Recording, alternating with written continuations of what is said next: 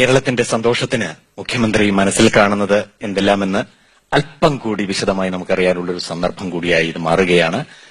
അദ്ദേഹവുമായി Manorama news director news Shri Johny Lukose സംസാരിക്കും.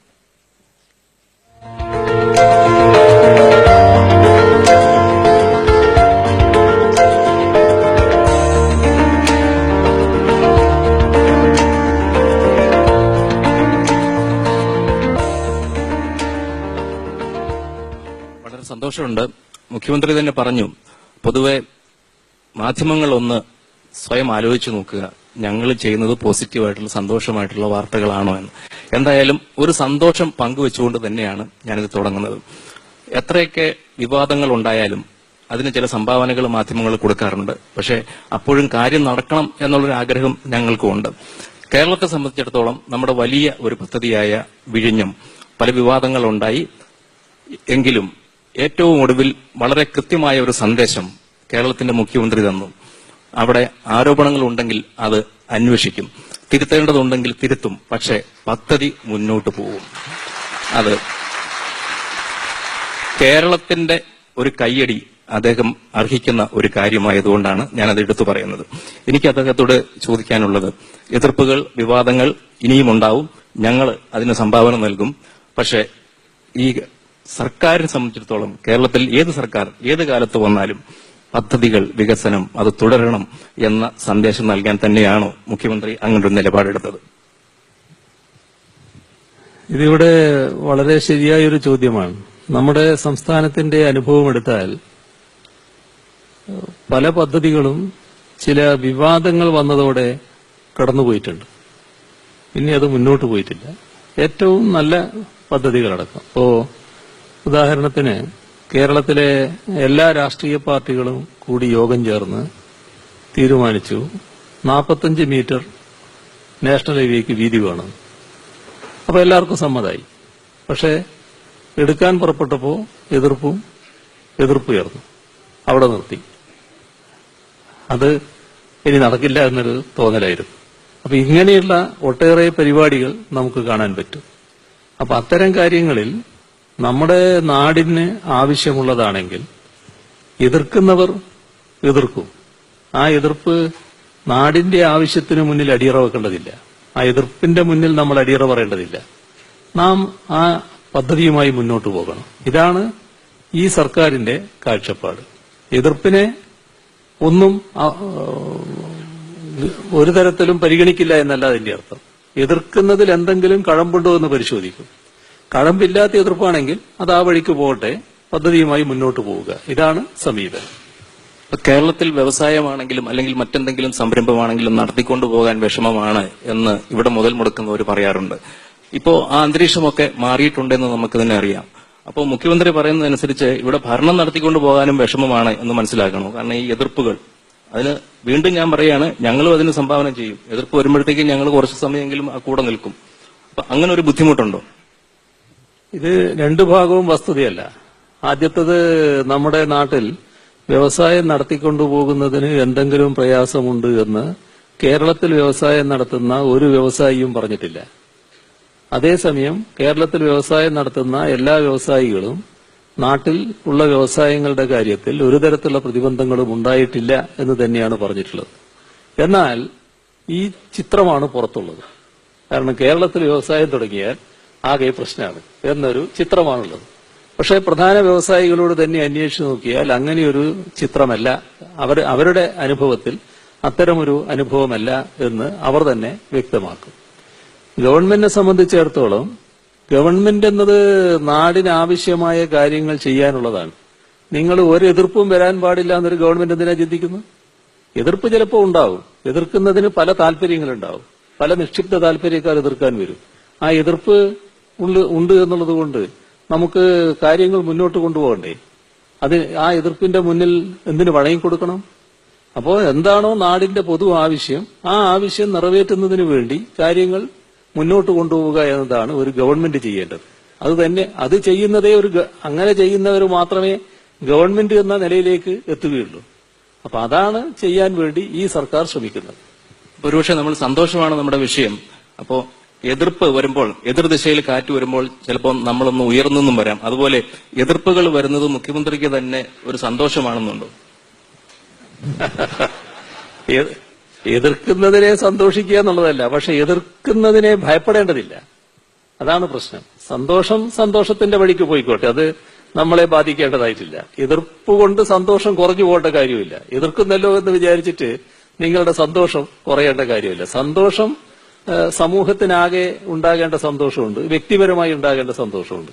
വ്യക്തിപരമായി ഉണ്ടാകേണ്ട സന്തോഷം ഏതെങ്കിലും എതിർപ്പിന്റെ ഭാഗമായിട്ട് ഇല്ലാതായി പോകില്ല. അതാണ് എന്റെ ഒരു അനുഭവം. ഞാൻ ചോദിക്കാൻ ഒരു പ്രത്യേക കാരണമുണ്ട്. ഒരുപക്ഷെ രാഷ്ട്രീയ ജീവിതത്തിലാകെ, പ്രത്യേകിച്ചും പാർട്ടി സെക്രട്ടറി ആയിരുന്നപ്പോൾ ഏറ്റവും കൂടുതൽ എതിർപ്പുകൾ നേരിടേണ്ടി വന്ന ആളാണ് ശ്രീ പിണറായി വിജയൻ. അതുകൊണ്ടാണ് എതിർപ്പുകളെ നേരിട്ട് എങ്ങനെ സന്തോഷം ഉണ്ടാക്കാം സ്വയം എന്നുള്ളതിനൊരു ഉദാഹരണമായിട്ട് മുഖ്യമന്ത്രി കാണുന്നത് അദ്ദേഹത്തിന്റെ അനുഭവം. അതുകൊണ്ട് തന്നെയാണ് ഞാൻ പറഞ്ഞത്, എതിർപ്പുകൾ ധാരാളം വന്നേക്കാം. എതിർപ്പ് വരുമ്പോ നമുക്ക് സന്തോഷിക്കാൻ കഴിയാതിരിക്കുന്നത് എവിടെയാ? ആ എതിർപ്പിൽ കഴമ്പുണ്ടാവണം. അതായത് നമുക്കൊരു കുറ്റബോധം വേണം, വ്യക്തിപരമായിട്ടൊരു കുറ്റബോധം വേണം. എന്തെങ്കിലും ഒരു തെറ്റ് ചെയ്തു പോയെങ്കിൽ അപ്പൊ നിങ്ങൾക്ക് സന്തോഷിക്കാൻ കഴിയില്ല. ആ തെറ്റിന്റെ ഭാഗമായിട്ടല്ലോ ആണല്ലോ എതിർപ്പ് വരുന്നത്. അപ്പൊ സ്വാഭാവികമായിട്ടും നമ്മളൊന്ന് ചുരുങ്ങും, നമ്മളൊന്ന് ഒരു വിറയൽ അനുഭവപ്പെടും നമുക്ക്. അതൊന്നുമില്ലാത്തയാൾക്ക് ചെറിയൊരു ശ്രീ രവിശങ്കറുടെ ചിരിയോടെ അതിനെ നേരിടാം. നമുക്ക് ഒരു പ്രശ്നമില്ല, ഒരു പ്രശ്നമില്ലാതെ ആ എതിർപ്പിനെ കണ്ടു നിൽക്കാം. പക്ഷേ ഇപ്പോഴും ഇങ്ങനെ ഒരു മനോഭാവമുള്ള ആളായിട്ട് കൂടി പലരും പിണറായി വിജയൻ എന്ന് പറയുമ്പോൾ അങ്ങനെയല്ലേ, എന്തോ ഒരു പേടി ഉള്ളതുപോലെ തോന്നുന്നു. അപ്പൊ അതിപ്പം മുഖ്യമന്ത്രി തന്നെ അത് വിശദീകരിച്ച സ്ഥിതിക്ക് അത് എന്തിനാണ് അങ്ങനെ പേടിക്കുന്നതെന്ന് എനിക്ക് തന്നെ മനസ്സിലാവുന്നില്ല. അതെനിക്കറിയില്ല. അതിപ്പോ എന്തുകൊണ്ടാണെന്ന് എനിക്ക് പറയാൻ കഴിയില്ല. എന്നെ പറ്റി ഒരു പൊതുവിലൊരു ചിത്രം ചിരിക്കാത്ത ആൾ എന്താണല്ലോ. അപ്പൊ അതൊക്കെ സമൂഹം ചിലതൊക്കെ ചാർത്തിത്തരുന്നതാണ്. അതില് ജോണിയൊക്കെ നല്ല പങ്ക് വഹിച്ചിട്ടുണ്ടോ? അപ്പൊ എന്റെ സന്തോഷം കൂടി കെടുത്തുന്ന കാര്യമായതുകൊണ്ട് ഞാൻ മറ്റൊരു കാര്യം ചോദിച്ചോട്ടെ. ഇപ്പൊ ഈ ഒരു വർഷത്തെ ഭരണത്തിനിടയിൽ മുഖ്യമന്ത്രി എന്ന നിലയിൽ ഏറ്റവും സന്തോഷം നൽകിയ കാര്യം എന്താണ്? ഏറ്റവും സന്തോഷം നൽകിയ നടപടി ആദ്യത്തെ തന്നെയാണ്. കാരണം വന്ന ഉടനെ ആ ബാക്കിയുണ്ടായിരുന്ന പെൻഷൻ, ക്ഷേമ പെൻഷൻ കൊടുത്തു തീർത്തല്ലോ. അപ്പൊ ആ ക്ഷേമ പെൻഷൻ കൊടുത്തു കഴിഞ്ഞപ്പോ ഈ വളരെ പ്രായമുള്ളവരും അവശരോഗിയാണല്ലോ, അവര് ആ പെൻഷൻ തുക കയ്യിൽ കിട്ടിയപ്പോ ഈ നോട്ടിങ്ങനെ കയ്യിൽ പിടിച്ച് എണ്ണിക്കൊണ്ട് ആ പല്ലില്ലാത്ത മോണ കാട്ടിയുള്ളൊരു ചിരിയുണ്ടായിരുന്നു. അത് നിങ്ങളെല്ലാവരും അത് ഫോട്ടോ പ്രസിദ്ധീകരിച്ചു. അത് കണ്ടപ്പോ മനം കുളിർക്കാത്ത ഒരാളുമില്ല. അത് തന്നെയാണ് ഏറ്റവും വലിയ സന്തോഷമായിട്ട് തോന്നിയത്. 2021 ഈ സർക്കാർ കാലാവധി പൂർത്തിയാക്കുമ്പോൾ ഏറ്റവും വലിയ സന്തോഷം ജനങ്ങൾക്ക് തോന്നണം എന്ന് വിചാരിക്കുന്ന ഒരു കാര്യം, അതിനൊരു പ്ലാനിംഗ് ഉണ്ടെങ്കിൽ അതെന്താണ്? അത് നമ്മുടെ നാടിന്റെ മുഖച്ഛായ മാറുക എന്നുള്ളത് തന്നെയാണ്. നമുക്ക് നല്ല നിലക്ക് സഞ്ചരിക്കാൻ കഴിയുന്ന ഒരു നാടാവണം. നമ്മുടെ 4 വരിപ്പാത നാഷണൽ ഹൈവേ പൂർത്തിയാവണം. ഇവിടെ ദേശീയ ജലപാത നമ്മുടെ ഒരു സ്വപ്നമായിട്ട് കിടക്കുന്നതാണ്, അത് നമുക്ക് പൂർത്തിയാക്കാനാവണം. നമ്മുടെ ഇത് കാലാവധി വരെ വേണ്ട, എന്നാലും പെട്ടെന്ന് തന്നെ നമ്മുടെ LNG ടെർമിനലിന്റെ ഭാഗമായിട്ടുള്ള ഗ്യാസ് പൈപ്പ് ലൈൻ, ഗെയിലിന്റെ പൈപ്പ് ലൈൻ അങ്ങോട്ട് പൂർത്തിയാകും. അങ്ങനെ എല്ലാ തരത്തിലും നമ്മുടെ നാട് നല്ല നിലക്ക് വികസിച്ചു വരിക എന്നുള്ളതാണ്. അത് ഗവൺമെന്റിന്റെ കാലാവധി പൂർത്തിയാകുമ്പോഴേക്കും നല്ല നിലക്ക് പൂർത്തിയാക്കാൻ കഴിയും എന്ന് തന്നെയാണ് ഗവൺമെന്റ് കാണുന്നത്. മനോരമ ന്യൂസ് ചാനൽ നടത്തിയ സർവേയിൽ തന്നെ ഏറ്റവും പ്രകടമായി കണ്ട ഒന്ന്, ആളുകൾ ഇപ്പോഴും അഴിമതിയെക്കുറിച്ച് വളരെ ഉത്കണ്ഠയുള്ളവരാണ് എന്നാണ്. അപ്പൊ അഴിമതി എന്ന് പറയുന്നത് ഇപ്പൊ രാഷ്ട്രീയ നേതൃത്വത്തിന്റെ ഉന്നതങ്ങളിലുള്ള അഴിമതിയോ അല്ലെങ്കിൽ ഏറ്റവും വലിയ ഉദ്യോഗസ്ഥരുടെ തലത്തിൽ നടക്കുന്ന അഴിമതിയോ മാത്രമല്ല, ഒരു വില്ലേജ് ഓഫീസിൽ ചെല്ലുന്ന ഒരു സാധാരണക്കാരന് ഒരു സർട്ടിഫിക്കറ്റ് കിട്ടാൻ വേണ്ടി വരുന്ന ബുദ്ധിമുട്ട്, നമ്മുടെ സിസ്റ്റം എന്നൊക്കെ നമ്മൾ പറയുമല്ലോ, അതാ അഴിമതിയും വളരെ പ്രധാനപ്പെട്ടതാണ്. അതിന് മുഖ്യമന്ത്രിക്ക് പ്രത്യേകമായിട്ട് എന്ത് ചെയ്യാൻ കഴിയും? അത് ശരിയാണ്, പൂർണ്ണമായിട്ട് അഴിമതി അങ്ങ് ഇല്ലാതായി എന്ന് പറയാൻ പറ്റില്ല. എന്നാൽ അഴിമതി ഏറ്റവും കുറഞ്ഞ സംസ്ഥാനമാണ് നമ്മുടെ സംസ്ഥാനമെന്ന് പൊതുവെ അംഗീകരിക്കപ്പെടുന്നുണ്ട്. അത് അഴിമതി കുറഞ്ഞ സംസ്ഥാനം എന്നൊരു പേരല്ല നമുക്ക് ആവശ്യം, അഴിമതി ഇല്ലാത്ത സംസ്ഥാനം എന്ന പേരാണ്. ഈ കാര്യത്തിൽ ചില തലങ്ങളില് ഇപ്പോ ഒരു കാര്യം ഉറപ്പിച്ചു പറയാൻ പറ്റും, നമ്മുടെ ഉയർന്ന തലത്തിൽ ഒരു തരത്തിലുള്ള അഴിമതിയും ഇപ്പോ തീണ്ടിയിട്ടില്ല. എന്നാൽ അതാണ് എല്ലാ തലങ്ങളിൽ നിന്ന് പറയാൻ പറ്റില്ല. അപ്പോൾ ആ ചില തലങ്ങളിൽ അഴിമതിയുടേതായ ചില അംശങ്ങൾ നിലനിൽക്കുന്നുണ്ട്. അത് പൂർണ്ണമായി തുടച്ചു നീക്കുക എന്നുള്ളത് തന്നെയാണ് പരിപാടി. അതിനാവശ്യമായ സുതാര്യമായ നടപടിക്രമങ്ങൾ സ്വീകരിച്ചു പോകുന്നുണ്ട്. അതിൽ ഇ ഗവേണൻസ് വലിയ തോതിൽ ഫലം ചെയ്യും. ഇ ഗവേണൻസ് ശക്തമായി നടപ്പാക്കാൻ ഉദ്ദേശിക്കുന്നുണ്ട്.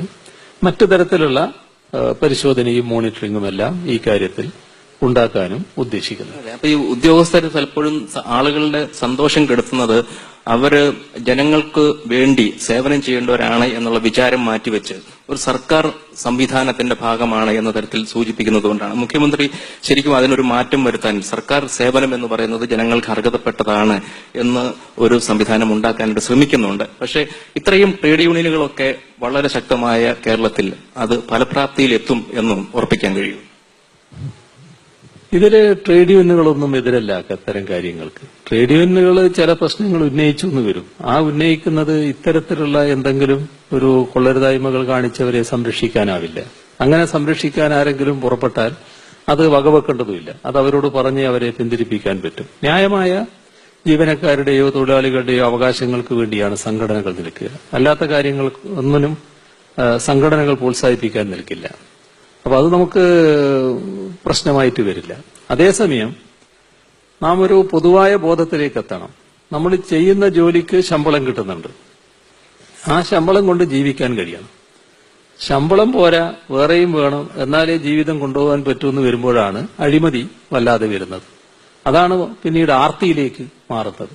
ആർത്തിയുള്ള മനുഷ്യന് എന്ത് കിട്ടിയാലും തികയില്ല. അതിങ്ങനെ വല്ലാതെ വർദ്ധിപ്പിക്കാൻ കൂടുതൽ കൂടുതൽ ശ്രമിച്ചുകൊണ്ടിരിക്കും. അപ്പൊ അതിൽ നിന്നൊരു മാറ്റമാണ് നമുക്ക് ആവശ്യം. അവരവരുടെ വരുമാനമനുസരിച്ച് ജീവിക്കാൻ ശ്രമിക്കുക. അതിന് പുറമെ വരുമാനം സർക്കാർ ജോലിയിലിരുന്നു കൊണ്ട് സമ്പാദിക്കാൻ നോക്കരുത്. ഇതേ തരത്തിൽ വർക്ക് ചെയ്യുന്ന ഒട്ടേറെ പേർ നമുക്കുണ്ട്. സർക്കാർ സർവീസ് എടുത്താൽ നല്ല നിലക്ക് വർക്ക് ചെയ്യുന്നവരാണ് മഹാഭൂരിഭാഗവും തന്നെ. പക്ഷെ ചിലരാണ് ഈ ദുഷ്പേരുണ്ടാക്കുന്നത്. അവരെയും കൂടി നല്ല വഴിക്ക് കൊണ്ടുവരാൻ നമുക്ക് കഴിയുമെന്ന് തന്നെയാണ് പ്രതീക്ഷിക്കുന്നത്. അവസാനമായി ഒരു ചോദ്യം. ഇപ്പോ പ്രസംഗത്തിൽ മുഖ്യമന്ത്രി തന്നെ പറഞ്ഞു പല ആളുകളും സന്തോഷം മാറ്റിവെക്കുന്നു. സാമൂഹികമായ സന്തോഷം, കുടുംബ ജീവിതത്തിന്റെ സന്തോഷം. മുഖ്യമന്ത്രി എന്തൊക്കെ മാറ്റിവെക്കുന്നുണ്ട്? ഇനി വലിയ ഭാരം തോന്നുമ്പോൾ സന്തോഷം സ്വയം കണ്ടെത്താൻ എന്ത് മാർഗങ്ങളാണ് ഉപയോഗിക്കുന്നത്? അതങ്ങനെയല്ല. സന്തോഷത്തിന് വ്യക്തിപരമായ സന്തോഷത്തിന്റെ പ്രശ്നം ഞാൻ നേരത്തെ പറഞ്ഞല്ലോ. പിന്നെ നമ്മൾ ഓരോ ചുമതല വഹിക്കുമ്പോൾ ആ ചുമതലക്കനുസരിച്ച് നമ്മുടെ സമയം അതിനുവേണ്ടി ചെലവഴിക്കേണ്ടി വരും. അപ്പോൾ നിങ്ങൾ മറ്റൊരു ആളായി നിൽക്കുമ്പോൾ നിങ്ങൾ ചെലവഴിക്കുന്ന സമയം മറ്റു ചില കാര്യങ്ങൾക്കായിരിക്കും. അതിന് ആ സമയം കിട്ടിയില്ല എന്ന് വരും. അത് പക്ഷെ ഒരു സങ്കടമായിട്ട് മാറേണ്ടതായിട്ടില്ല. അതൊരു സന്തോഷമായിട്ടേ കണ്ടു. പുതിയ ചുമതലയുടെ ഭാഗമായിട്ട് പുതിയ രീതിയിൽ സമയം ചെലവഴിക്കേണ്ടി വരും. അപ്പോൾ അതൊരു സന്തോഷമായി കണ്ടാൽ മതി. എന്താ പ്രശ്നമില്ല. എന്നാലും മനുഷ്യനല്ലേ ചില സമയത്ത് ഇതെല്ലാം ഭാരം കൂടെ തലയിൽ കയറി വരുമ്പോ ഒരു പാട്ട് കേട്ടേക്കാം, അല്ലെങ്കിൽ ഒരു സിനിമ കണ്ടേക്കാം എന്നൊക്കെ തോന്നിപ്പോകുമല്ലോ. അങ്ങനെ എന്തെങ്കിലും സന്തോഷമുണ്ടോ എന്നുള്ളത്. ഇനി അത് അറിഞ്ഞിട്ട് ഞങ്ങൾ അവിടെയും ശല്യപ്പെടുത്താൻ വരുമെന്ന് വിചാരിക്കണ്ട. അതല്ല. അപ്പോഴെന്താന്ന് വെച്ചാൽ അതിന് സമയം പോയാൽ പിന്നെ എന്റെ മറ്റു ബാക്കിയായി പോകുമല്ലോ എന്ന് ചിന്തിച്ചാൽ ആ പ്രശ്നം വരുന്നില്ല. അപ്പൊ ആ നിമിഷത്തിലും സന്തോഷിക്കാൻ കഴിയില്ല. നിമിഷത്തിലും സന്തോഷിക്കാൻ പറ്റും.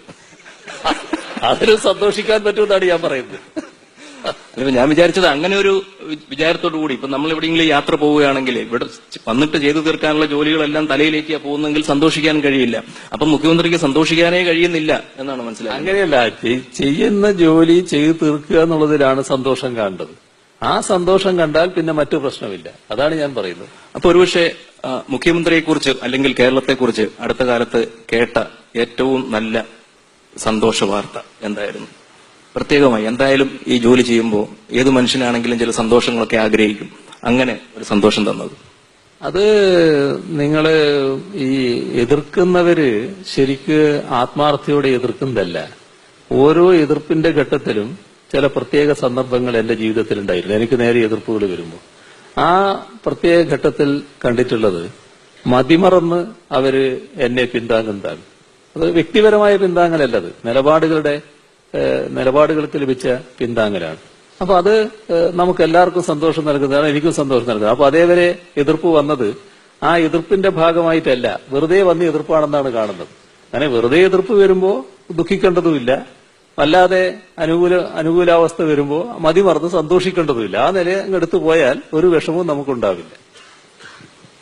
മുഖ്യമന്ത്രി ഇവിടെ നിന്ന് പോകുന്നത് വലിയ ഒരു സന്തോഷത്തിലേക്കാണ്. അത് നമ്മുടെ മെട്രോയിലെ ആദ്യത്തെ യാത്ര എന്ന് മുഖ്യമന്ത്രി പോവുകയാണ്. അതുകൊണ്ട് ആ സന്തോഷവും നമ്മൾ പങ്കുവയ്ക്കുന്നു. അപ്പോ മുഖ്യമന്ത്രിയുടെ എല്ലാ സന്തോഷങ്ങളും കേരളത്തിന്റെ തന്നെ സന്തോഷമായി വരട്ടെ എന്ന് ആശംസിക്കുന്നു. വളരെ നന്ദി.